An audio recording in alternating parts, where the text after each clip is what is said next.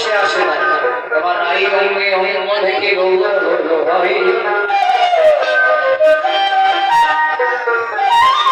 সেই গৌরী আজকে নদিয়াবাসী দাঁড়ে দাঁড়িয়ে পায়ের হয়ে বলছে, প্রভু তোমরা সবাই একবার কৃষ্ণ নাম করো, হরি নাম করো।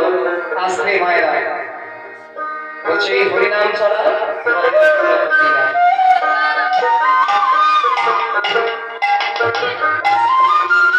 আজকে এই জগতে এসে